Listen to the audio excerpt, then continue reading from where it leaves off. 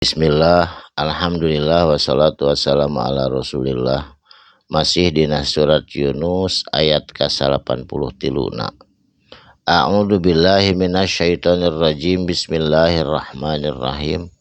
Walaqad jeung sanyana bawana geus nempatkeun kami saur Allah bibani Israil ka Bani Israel kaumna Nabi Musa waktu saharita membawa kana tempat sidkin anu alus kacida strategis eta tempatna. Jadi saparantosna nyebrang eta Bani Israel ti Mesir ka Palestina salamet kalayan ari Firaun mah ti kalebek ditempatkeun ku Allah teh di tempat di Palestina nyaeta tempat anu mata airna teh bening, tempatna subur makmur loh jinawi. Pokokna mah nikmat nyaman kabina-bina Bani Israil waktu harita sareng Nabi Musa sareng Nabi Harun. Warjaknahum jeung dirizkian naku kami hum ka itu Bani Israil minat thayyibati tina dahareun tuangeun bubuahan thayyibat nu sarai, bubuahan subur makmur loh jinawi tina sagala bubuahan oge, tina anggur, tina fir, tina sagala ge. Rimbun ranum sae pisan. Pamahtalapu jeung teu aya perselisihan di antara maranehanana. Da teu acan aya hukum, teu acan aya katentuan. Sakahayangna we harita mah kumaha manehnana. Hatta sehingga ja'ahum datang ka maranehanana al ilmu tegasna ilmu pengetahuan. Saatosna datang Taurat turun ka manehnana. Taurat diturunkeun ngalangkungan Nabi Musa. Di dinya seueur katentuan haram zina, haram riba, haram mabuk-mabukan, seueur paharaman-paharaman sehingga langsung terpisah antara anu taat jeung patuh kana iman jeung Islam sareng Nabi Musa. Aya anu seseueur nama ingkar alim kana katentuan nu aya dina Taurat.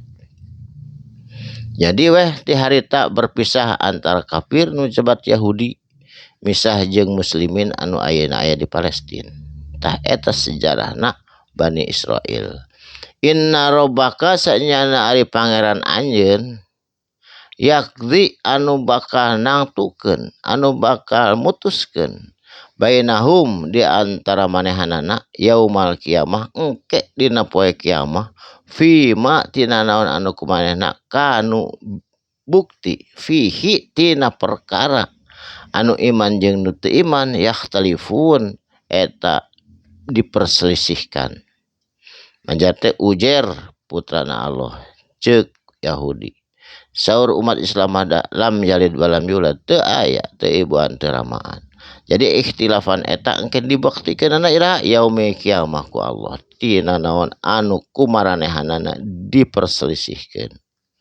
Saterasna fa in kunta jeung lamun anjeun Muhammad saur Allah fi syakin aya dina karaguan mimma tina naon perkara anzalna nurunkeun kami anu nurunkeun kami ilaika ka anjeun Muhammad. Pas ali maka sok tanyakeun tentang sejarah tentang naon bae ge anu tos diturunkeun na Quran kasaha alladzina yaqraunal kitaba ka jalma-jalma anu membaca anu menggeluti anu sering ngabaca naon alkitaba kana kitab Taurat jeung Injil sok taroskeun insyaallah maneh namanya nyahoeun da sami sadayana oge kecuali anu dirobah-robah ku maranehanana min qablika ti samemeh anjeun baheula. Laqad jeung sanyana ja'aka geus datang ka anjeun al haqqu kebenaran mir rabbika ti pangeran anjeun tegasna ieu Al-Qur'an. Fala takunanna jeung teu meunang bukti anjeun minal mumtarin kalebet jalma-jalma anu ragu saur Allah ka Kangjeng Rasul. Ya eta mah dihitobna maka urang sadayana teu meunang ragu kana Quran mah sabab eta teh kebenaran anu nyata. Wala takunanna jeung teu meunang bukti anjeun kabeh minal ladina kadzabu tina rengrengan jalma-jalma kadzabu anu ngabohongkeun anu mendustakan anu teu percaya bi ayatillah kana ayat-ayat Allah fatakuna mangka jadi bukti minal khosirin anjeun karebet jama-jama anu rugi. Jadi tong ragu kedah percaya margi Bani Israil dipentaskeun kapungkur ku Allah sareng Nabi Musa sareng Nabi Harun eta teh sadayana 6.000 urang langkung sehingga di ditu teh jadi terpecah belah di Palestina saatosna aya hukum-hukum anu nangtukeun bahwa halal haram riba batil jeung sadayana sehingga terpecahlah anu iman ngiring jeung anu iman anu kafir misah jeung Yahudi di daerah Palestina bagian barat utara. Jadi sehingga tapi kaina terpecah belah.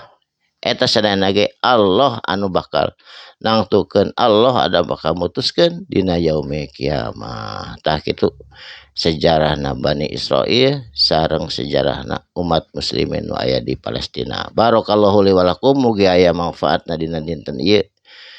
Mudah-mudahan sadayana disehatkeun ku Allah dipanjangkeun yuswa bari taat ibadah.